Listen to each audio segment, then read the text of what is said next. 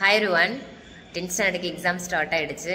Exam start ஆகிறதுக்கு முன்னாடியே exam related videos போடணுன்றதை plan பண்ணேன். என்னால் முடியல. டைம் அதுக்கான சரியான நேரம் காலம் எனக்கு பெர்மிட் பண்ண முடியல. எப்போவுமே கிளாஸஸ் போயிட்டுருக்கு பசங்களுக்கு. 10th ஸ்டாண்டர்டுக்காக கிளாஸ் வச்சு இப்போ அந்த லஞ்ச் பிரேக்கை வந்து அந்த டைமை யூஸ் பண்ணிக்கலாம் அப்படின்னு பிளான் பண்ணிகிட்ருக்கேன். இதுவே ஒரு 5 டேக் 6 டேக் ஆகிடுச்சு. ஏன்னா பசங்க அந்த மாதிரி வந்துட்டு போயிட்டுருக்காங்க.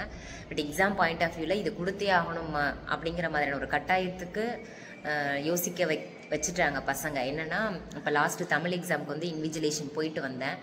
அங்கே சில விஷயங்கள் மீட் பண்ணுறேன் ஸ்டூடெண்ட்ஸ் கிட்ட. நம்ம எவ்வளோ தான் ட்ரெயின் பண்ணி கிளாஸ் ரூமில் எவ்வளோ தான் சொல்லி அனுப்பினாலும் கூட அங்கே வந்து ஸ்டூடெண்ட்ஸ் வந்து நிறைய விஷயங்கள் வந்து ஸ்ட்ரகிள் பண்ணுறாங்க. ஈவன் ஆன்சர் ஷீட்டில் எங்கே சைன் பண்ணணும், இன்னொன்று அங்கே வந்து தான் சைனே அவங்க எது சைனுன்னே தெரியாத ஸ்டூடெண்ட்ஸ் கூட வந்தாங்க.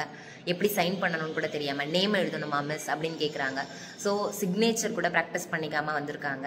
அவங்களுக்கு வந்து அவங்க ஃபோட்டோவுக்கு கீழே ஸ்டூடெண்ட் சிக்னேச்சர் அப்படிங்கிற இடத்துல எப்படி சைன் பண்ணணும் அப்படிங்கிறத சொல்லிவிடுங்க ஒரு தடவை.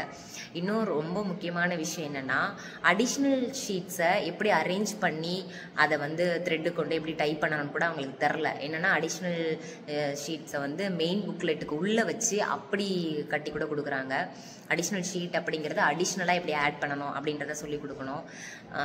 பேப்பர்ஸ் அரேஞ்ச் பண்ணுறதில் கஷ்டப்படுறாங்க, நம்பர்ஸ் மிஸ் பண்ணிடுறாங்க. இப்போ தமிழ்லலாம் படிவங்கள் நிரப்பும்பொழுது அதுக்கு ஒரு கொஷின் நம்பரை போட மறந்துடுறாங்க. இதெல்லாம் வந்து சொல்ல வேண்டியதாக இருக்குது ஹாலில்.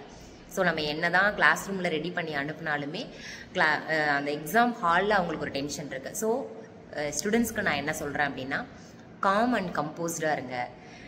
நீங்கள் படித்தது தான் அந்த கொஷின் பேப்பரில் இருக்க போகுது அப்படின்னு கம்போஸ்டாக இருங்க. என்னென்ன கொஷின்ஸ் படிச்சிருக்கீங்களோ அதை அட்டென்ட் பண்ணுங்கள். முக்கியமாக கொஷின் நம்பர் போட மறக்காதீங்க. தேவையில்லாத பேஜஸ் விடாதீங்க. ஸ்பேஸிங், அன்வான்ட் ஸ்பேஸிங் விடுறாங்க பசங்க. ஒரு கேள்விக்கு இன்னொரு கேள்விக்கு இடையில அனாவசியமாக ஒரு 5 லைன் விடுறாங்க. அது எதுக்காகன்னு தெரில.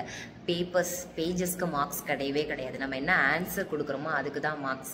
So unwanted pages, unwanted spacing இதெல்லாம் அவாய்ட் பண்ணிவிடுங்க. என்ன படிச்சுட்டு போகிறீங்களோ அதை அப்ளை பண்ணுறதுக்கு ஒரு கான்ஃபிடென்ஸ் வச்சுக்கோங்க. நம்ம படித்தது தான் கண்டிப்பாக வரப்போகுது, வேறு எதுவும் இல்லை. அனாவசியமான பயம் தேவையே இல்லை. ஸோ தமிழ் எக்ஸாம் வந்து ரொம்ப ஈஸியாக இருந்துச்சுன்னு எல்லாருமே சொன்னாங்க. ஸ்டூடெண்ட்ஸும் நல்லா அட்டென்ட் பண்ணாங்க. Presentation is very very important. நம்ம இங்கிலீஷ்க்கு வந்துடுவோமே, என்னதான் அந்த சப்ஜெக்ட் இந்த சப்ஜெக்ட் போனாலும் நம்ம சப்ஜெக்டுக்குள்ளே மனசு வந்துடும். ஸோ தமிழ் எப்படி பண்ணியிருக்காங்க, தமிழில் அடிஷ்னல் ஷீட்ஸ்லாம் கட்டினதை பார்த்துட்டே ரொம்ப பயந்துட்டேன் நான். ஸோ இங்கே வந்து என்னுடைய பசங்களுக்கும் திரும்ப நான் அதை ரிமைண்ட் பண்ணிகிட்டே இருந்தேன். இப்படி அடிஷ்னல் ஷீட்ஸை இப்படிலாம் மாற்றி வச்சிடக்கூடாது, சிக்னேச்சர் எப்படி ப்ரெசென்ட் பண்ணணும். அடிஷ்னல் ஷீட் வாங்கினதுக்கு அப்புறமா ஒரு பொண்ணுக்கிட்ட வந்து ஷீட் 1க்கு நேராக சைன் பண்ணுங்க அப்படின்னு நான் சொல்கிறேன். ஷீட் 1க்கு நேராக ஷீட் 1ன்னே தான் அவள் எழுதுறா.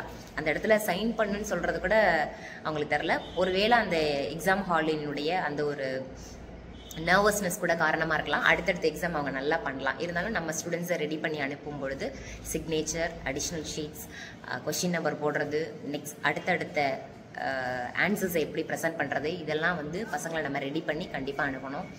இப்போவுமே என்னோடய பசங்க வர ஆரம்பிச்சிட்ருக்காங்க. லஞ்ச் முடிச்சுட்டு வர ஆரம்பிப்பாங்க. இப்போ இங்கிலீஷை பொறுத்த வரைக்கும் வாங்க. பசங்க வந்து நீங்கள் இன்னும் சாப்பிட்லையா மிஸ் அப்படின்னு கேட்குறதுக்காக ஆர்வமாக வந்தாங்க. இப்போ தான் கொஞ்சம் ஒரு 10 மினிட்ஸில் வந்துடுறேன் அப்படின்னு சொல்லி அனுப்பியிருக்கேன். இங்கிலீஷை பொறுத்த வரைக்கும் ஃபர்ஸ்ட் டே நான் எப்படி என்னோடய கோச்சிங் ஸ்டார்ட் பண்ணியிருக்கேன் அப்படின்னா, 1 வேர்ட் கான்சென்ட்ரேட் பண்ணுறோம். 1 வேர்ட் வந்து புக் பேக் எல்லாமே கவர் பண்ணுறோம். புக் பேக் கவர் பண்ணிவிட்டு அந்த கவர் பண்ணும்போது அவங்கள வந்து மேக்ஸிமம் நான் எழுத வச்சு தான் வாங்குறேன். நம்மக்கிட்ட 3 டைப்ஸ் ஆஃப் ஸ்டூடெண்ட்ஸ் இருப்பாங்க. நமக்கு எப்போவுமே நம்மளுடைய ஸ்பெஷல் சில்ட்ரனை ஃபோக்கஸ் பண்ணுவோம். அவங்கள வந்து நான் எழுத வச்சு தான் வாங்குறேன். ஏன்னா அவங்க வந்து வெறும் படிக்கிறதோடு நிறுத்தினா இங்கிலீஷ் வந்து அவ்வளோ ஃப்ரூட்ஃபுல் ரிசல்ட் நமக்கு இருக்காது. ஸோ 1 வேர்டையும் நான் அவங்கள எழுத வச்சு தான் வாங்குறேன். மேக்ஸிமம் ஒரு 5-6 கொஷின் பேப்பர் நாங்கள் எழுதி வாங்கிட்டோம். 100 மார்க்ஸ் கொஷின் பேப்பர் வாங்கிட்டேன். இப்போவுமே கைவசம் ஒரு 4 டைப்ஸ் கொஷின் பேப்பர்ஸ் இருக்குது. அதை நான் 100 மார்க்ஸ் இப்போ எழுத சொன்னால் டைம் அதில் போயிடுமேன்னு சொல்லிட்டு அதை வச்சுருக்கேன்.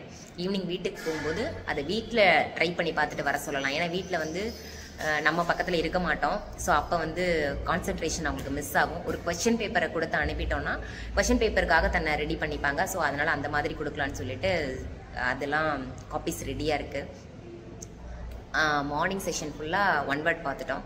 அடுத்தது ஆஃப்டர்நூன் என்ன பண்ணியிருக்கேன் அப்படின்னா போயம் கொஸ்டின் ஆன்சர் அதை வந்து ஃபோக்கஸ் பண்ணலாம் அப்படின்னு. ஏன்னா 2 லைன்ஸ் கொடுத்தா அதுலேருந்து தான் கொஸ்டின் கேட்பாங்க, அதை மிஸ் பண்ணவே வேண்டாம் அப்படின்றதுனால இப்போ என்ன பண்ணேன்னா போயம் கொஸ்டின் ஆன்சருக்காக ஒவ்வொரு செலக்டிவாக போயம்ஸை கொடுத்து இந்த போயமில் இந்த கொஸ்டின்ஸ் எனக்கு சொல்லணும் அப்படின்னு சொல்லிட்டு ஃபஸ்ட் எடுத்தோடனே கிரம்பிள் ஃபேமிலி எடுத்தோம். அடுத்தது ஹவுஸ் ஆன் எம் ஸ்ட்ரீட் எடுத்திருக்கோம். இது கொஞ்சம் ரெண்டுமே கொஞ்சம் இன்ட்ரெஸ்டிங்காக இருக்கும். அந்த லைனை அண்டர்ஸ்டாண்ட் பண்ணிவிட்டு அதுலேருந்து எடுத்துடும். அடுத்தது வந்து ஆண்ட் போயம் போயிடுவோம். ஸோ இந்த மாதிரி போயம்ஸை ஒவ்வொரு போயமாக ரெடி பண்ணி வாங்கிட்டு இருக்கேன். அடுத்தது கொஞ்சம் லேக் ஆகும்போது பசங்க வந்து கொஞ்சம் அப்படியே போரிங்காக ஃபீல் பண்ண ஆரம்பிக்கும் போது என்ன பண்ணுறேன் அப்படின்னா ஏதாவது ஒரு போயம் எடுத்து அதில் ஒரு ஸ்டான்ஸாக கொடுத்து 35 கொஸ்டின் நம்பர் 35க்காக அந்த போயம் காம்ப்ரிஹென்ஷன் அதுக்காக அவங்கள நான் ரெடி பண்ணிகிட்டு இருக்கேன்.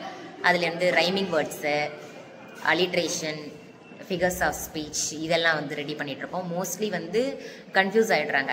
இந்த ஃபிகர்ஸ் ஆஃப் ஸ்பீச்சில் இந்த இடத்துல மெட்டஃபார் போடுறதா, இந்த இடத்துக்கு என்ன வரும் அப்படின்னு சொல்லிட்டு கன்ஃபியூஸ் ஆகிடுறாங்க. ஸோ கிரம்பிள் ஃபேமிலியில் அனஃபோரா அண்ட் எபித்தட் இது ரெண்டும் கண்டிப்பாக வரும் அப்படிங்கிறதுனால இப்போ நாங்கள் வந்து அதை ட்ரெயின் பண்ணோம். இன்றைக்கி வந்து poem question answer and 1 word, அதுக்கப்புறம் 2 மார்க்ஸ் ப்ரோஸ் 2 மார்க்ஸ். இன்றைக்கி ஃபுல்லாகவே வந்து அதை தான் கவர் பண்ணிகிட்ருக்கோம். சப்ளிமெண்ட்ரி பக்கம் போகவே இல்லை.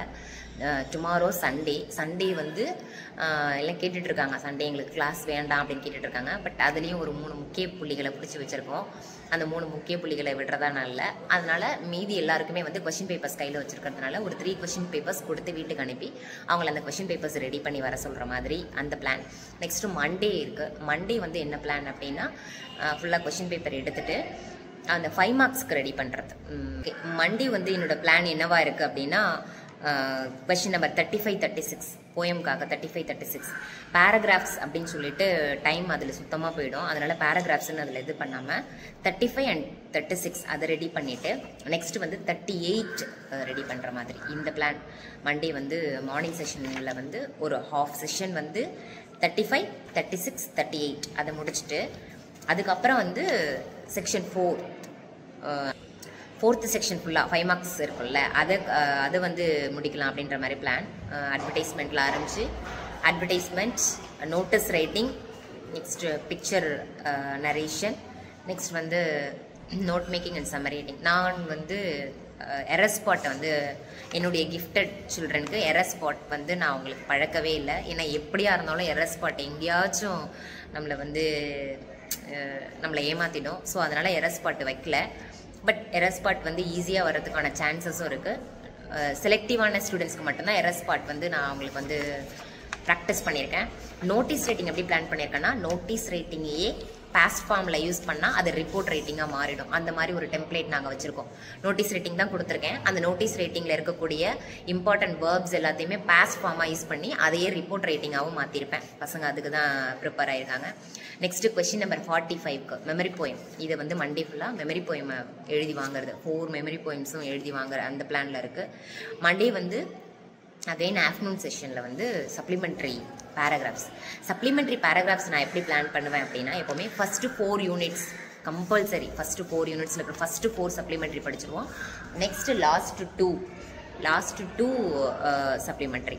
இதில் வந்து ஒரே ஒரு சப்ளிமெண்ட்ரி தான் விடுற மாதிரி இருக்கும். ஏன்னா சப்ளிமெண்ட்ரி வந்து ஐதர் ஆரில் வர்றதுனால ஏதாவது ஒன்று கம்பல்சரி அவங்க அட்டன் பண்ணணும் அப்படிங்கிறதுனால ஏதாவது ஒன்று தான் நம்ம விட முடியும். So first 4 and last 2 mostly அப்படி தான் கவர் பண்ணுவோம்.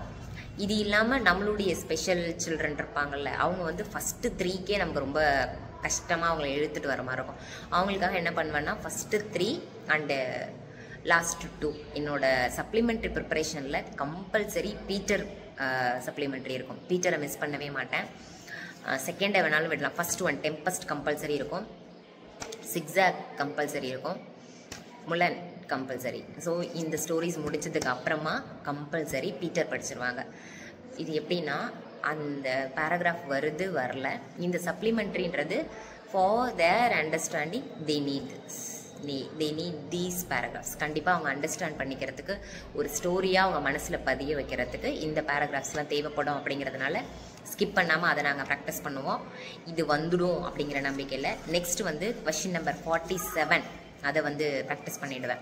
கொஷின் பேப்பர்ஸ் வந்து மோர் தென் 10 கொஷின் பேப்பர்ஸ் வச்சுட்டு 47 வந்து ப்ராக்டிஸ் பண்ணிடுவோம். ஏன்னா கொஷின் பேப்பர் கொடுத்து ப்ராக்டிஸ் பண்ணுறதுல தான் கண்டிப்பாக பசங்கள்கிட்ட வந்து ஃப்ரூட்ஃபுல் ரிசல்ட் இருக்கும். நான் ஒன் வேர்டை வந்து ரொம்ப ஷார்ட்டாக இந்த ஹாஃப் டேயில் முடிச்ச மாதிரி இருக்கும். அந்த ஒன் வேர்டில் வந்து சினானிம்ஸ், ஆன்டனிம்ஸ் அப்படின்லாம் நம்ம வந்து எலாபரேட்டிவாக போகும் பொழுது அதுக்கான ஸ்டூடெண்ட்ஸ் அவங்களெல்லாம் வந்து அபோவ் 90 ஸ்கோர் பண்ணக்கூடிய ஸ்டூடெண்ட்ஸ்க்கு வந்து சினானிம்ஸ், ஆன்டனிம்ஸ்லாம் ஃபஸ்ட்டு புக்கை கவர் பண்ணிவிட்டு அதுக்கப்புறம் புக்கில் இருக்கக்கூடிய வேர்ட்ஸ், அதுக்கப்புறமா நோட்ஸ். நான் எந்த நோட்ஸ் ஃபாலோ பண்ணுவேன்னா நான் மோஸ்ட்லி டால்ஃபின் ப்ரிஃபர் பண்ணுவேன். அதுக்கப்புறம் தான் எதுனாலும் ஃபஸ்ட்டு டால்ஃபின் அப்படின்னு தான் நாங்கள் ஃபாலோ பண்ணிகிட்ருக்கோம். அதுக்கப்புறம் மற்ற நோட்ஸ் அவைலபிள் பசங்க வச்சுருக்காங்க. எப்படியும் 2 or 3 கம்பெனிஸ் ஃபாலோ பண்ணுவோம். அதனால் அதுக்கப்புறம் இதை முடிச்சுட்டு அது அப்படின்னு போகிற மாதிரி. ஸோ 98, 99 ஸ்கோர் பண்ணுறக்கூடிய ஸ்டூடெண்ட்ஸ் எல்லாம் ஒரு சின்ன வேர்ட் கூட மிஸ் பண்ணாமல் சினானிம்ஸ், ஆன்டனிம்ஸ்க்காக அப்படி ஸ்கோப் பண்ணி ப்ராக்டிஸ் பண்ணிகிட்ருக்கோம். மோஸ்ட்லி ஒரு கொஷின் பேப்பரை வச்சுட்டு அந்த கொஷின் பேப்பர்லேருந்து இதெல்லாம் முடிச்சிட்டோம் அப்படின்னு நம்ம டிக் பண்ணிகிட்டே வந்தோம்னா தான் நம்ம எல்லாத்தையும் கவர் பண்ணிட்டோம் அப்படின்னு நமக்கு தெரியும். அதே மாதிரி நான் வந்து ஒரு ஒரு டேபிளர் காலம் அண்ட் ஒரு ஒரு ஒரு பிரிண்ட் ஒன்று வச்சுருப்பேன். என்ன பிரிண்ட் அப்படின்னா ஸ்டூடெண்ட்ஸ் நேமோடு இருக்கும். அந்த ஸ்டூடெண்ட்ஸ் வந்து இது எல்லாமே அவங்க கவர் பண்ணிட்டாங்களா, அவங்க கவர் பண்ண ஒவ்வொரு செக்ஷன் அவங்க முடிக்க டிக் பண்ணிகிட்டே வருவேன். ஸோ அதை நம்ம டிக் பண்ணிகிட்டே வந்தோம்னா எந்த ஸ்டூடெண்ட் எந்த செக்ஷனாக அவங்க இன்னும் கவர் பண்ணலை நமக்கு தெரிஞ்சிடும். ஏன்னா நம்ம ஒட்டுமொத்தமாக பார்க்கும்போது எல்லாரும் முடிச்சிட்டேன்னு சொல்லுவாங்க. ஸோ இண்டிவிஜுவல் அட்டென்ஷன் கிடைக்கணும், அவங்களுக்கு கொடுக்கணும் அப்படின்னா அந்த பிரிண்ட் அவுட் வச்சுட்டு அவங்களுக்கு நான் டிக் பண்ணிட்டே வருவேன். போயம் முடிச்சிட்டாங்கன்னா 4 போயம்ஸும் முடிச்சதுக்கப்புறம் தான் அவங்களுக்கு அந்த டிக். அது மாதிரி 2 மார்க்ஸ் ஃபுல்லாக கவர் பண்ணதுக்கப்புறமா தான் அவங்களுக்கு அந்த tick. Poem question answer cover பண்ணதுக்கப்புறம் தான் அந்த டிக். ஸோ அந்த மாதிரி அதை முடிக்கும் போது தான் இவங்க இந்த செக்ஷன் ஃபுல்ஃபில்லாக அவங்க நம்மளுக்கு சாட்டிஸ்ஃபேக்டரியாக முடிச்சிருக்காங்க அப்படிங்கிற ஒரு ஒரு ஒரு டிசிஷனுக்கு நம்ம வர முடியும். ஸோ அந்த மாதிரியான பிரிண்ட் அவுட்ஸ் நம்ம ரெடி பண்ணி வச்சுட்டு ஸ்டூடெண்ட்ஸ்க்கு வந்து இண்டிவிஜுவல் அட்டென்ஷன் கொடுத்தா மட்டும்தான் இந்த 1 year நம்மளுடைய அந்த ஒரு ஹார்ட் ஒர்க்குக்கான ரிசல்ட் நமக்கு கிடைக்கும். இந்த ஒரு வருஷம் என்னெல்லாம் நம்ம பசங்களுக்கு ட்ரெயின் பண்ணமோ அதை இந்த ஸ்டடி ஹாலிடேஸில் மோஸ்ட்லி அவங்க ரிவைஸ் பண்ணுறதுக்கான ஒரு ஆக்சலரேஷனை கொடுத்துட்டோன்னா போதும். ஐ திங்க் நானே ஒரு ரஷ்ல வந்து இந்த வீடியோ பண்ணியிருக்கேன். நிறைய நல்லா கண்டிப்பாக சாட்டிஸ்ஃபேக்டரி இந்த வீடியோவில் சொல்ல முடியல. ஸோ என்ன மைண்டில் அப்போதைக்கு பாப்பப் ஆனிச்சோ அதை நான் ஷேர் பண்ணிட்டேன். Thank you. Let's meet in the next video.